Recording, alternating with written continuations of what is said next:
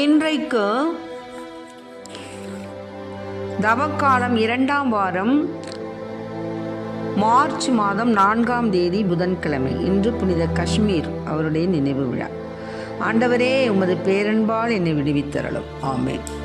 இன்று தேவன் நமக்கு தரும் ஜீவநீரூற்றான இறை வார்த்தைகள் நற்செய்தி இயல் மத்தேயு, புனித மத்தேயு எழுதிய நற்செய்தி இயல் 20 இறை வார்த்தைகள் 17 28 முடிய. அக்காலத்தில் இயேசு எருசலேமை நோக்கி செல்லும் வழியில் 12 சீடரையும் தனியே அழைத்து, இப்பொழுது நாம் எருசலேமுக்கு செல்கிறோம். மானிட மகன் தலைமை குருக்களிடமும் மறைநூல் அறிஞர்களிடமும் ஒப்படைக்கப்படுவார். அவர்கள் அவருக்கு மரண தண்டனை விதிப்பார்கள். அவர்கள் அவரை ஏளனம் செய்து சாட்டையால் அடித்து சிலுவையில் அறையும்படி பிற இனத்தவரிடம் ஒப்படைப்பார்கள். ஆனால் அவர் 3ஆம் நாள் உயிருடன் எழுப்பப்படுவார் என்று அவர்களிடம் கூறினார். இயேசு, பிற இனத்தவரின் தலைவர்கள் மக்களை அடக்கி ஆளுகிறார்கள். உயர்குடி மக்கள் அவர்கள் மீது தங்கள் அதிகாரத்தை காட்டுகிறார்கள். இதை நீங்கள் அறிவீர்கள். உங்களிடையே அப்படி இருக்கக்கூடாது. உங்களுள் பெரியவராக இருக்க விரும்புகிறவர் உங்கள் தொண்டராய் இருக்கட்டும். உங்களுள் முதன்மையானவராக இருக்க விரும்புகிறவர் உங்களுக்கு பணியாளராக இருக்கட்டும். இவ்வாறே மானிட மகனும் தொண்டு ஏற்பதற்கு அல்ல, தொண்டு ஆற்றுவதற்கும் பலருடைய மீட்புக்கு ஈடாக தம் உயிரை கொடுப்பதற்கு வந்தார் என்று கூறினார். ஆண்டவரின் அருள்வாக்கு. கிறிஸ்துவே மக்கு புகழ்.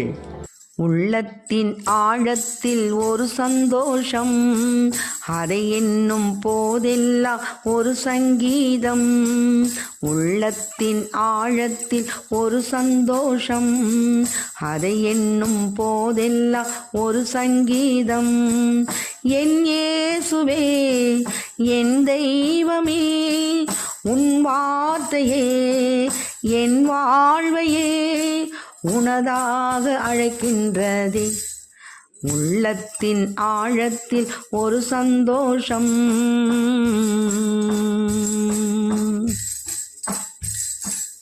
உள்ள கதவை திறந்து வைத்து உந்தன் குரலை கேட்கின்றேன். உனது இனிய மொழியும் எனிலே நம்பிக்கை தீபங்கள் ஏற்றுதே. உள்ள கதவை திறந்து வைத்து உந்தன் குரலை கேட்கின்றேன். உனது இனிய மொழியும் எனிலே நம்பிக்கை தீபங்கள் ஏற்றுதே. உன் வழி தொடரவே தயக்கமோ தடுக்குதே. தயக்கமும் நீங்கினாள், தடைகளே இல்லையே. அன்பே இறைவா, அருளை பொழிவாயே. உள்ளத்தின் ஆழத்தில் ஒரு சந்தோஷம், அதை என்னும் போதெல்லாம் ஒரு சங்கீதம். உள்ளத்தின் ஆழத்தில் ஒரு சந்தோஷம், அதை என்னும் போதெல்லாம் ஒரு சங்கீதம்.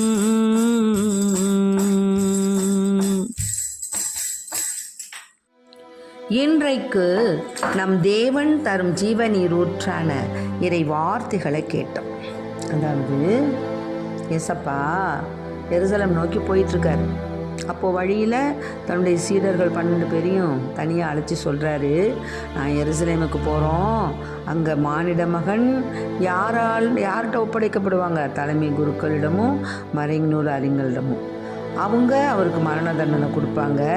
அவங்க ஏளனம் செஞ்சு சாட்டையால் அடித்து சிலுவையில் அறையும்படி பிற இனத்தவரிடம் ஒப்படைப்பார்கள். ஆனால் அவர் என்ன செய்வார்? 3ஆம் நாள் உயிருடன் எழுப்பப்படுவார் என்று கூறினார். ஆக, அதாவது நான் குடிக்கப் போகும் கிண்ணத்தில் உங்களால் குடிக்க இயலுமா அப்படின்னு சீடரை கேட்குறார். அப்போ அவங்க என்ன சொல்கிறாங்க? ஆம், என் கிண்ணத்தில் அவர்கள் எங்களால் இயலும் என்றார்கள். அப்போ இயேசு அவர்களை பார்த்து சொல்கிறாரு, பிற இனத்தவருடைய தலைவர்களை மக்கள் அடக்கி ஆள்றாங்க. உயர்குடி மக்கள்லாம் என்ன செய்கிறாங்க? தங்கள் அதிகாரத்தை காமிக்கிறாங்க. இதை நீங்கள் கேள்விப்பட்டிருக்கிறீங்க. ஆனால் உங்களுடைய நீங்கள் அப்படி இருக்கக்கூடாது. நீங்கள் பெரியவராக இருக்க விரும்புனீங்கன்னா நீங்கள் தொண்டராக மாறணும். உங்களில் முதன்மையானவராக இருக்க விரும்புனீங்கன்னா நீங்கள் பணியாளராக மாறணும். இவ்வாறு தான் மானிட மகனும் தொண்டு ஏற்பதற்கு அல்ல, தொண்டு ஆற்றுவதற்கும் பலருடைய மீட்புக்கும் ஈடாக தம் உயிரை கொடுப்பதற்கும் வந்தார்னு கூறினார். அதனால தான் நாம் சில நேரங்களில் ஒருத்தரையோ அல்லது நம்ம சமூகத்தையோ விட்டு சற்று விலகி நம்முடைய கவலைகளோ துன்பங்களோ அவர்களை பாதிக்காது, அவர்களாவது நலமாக இருக்கட்டும்னு ஒதுங்கி போகிறோம்.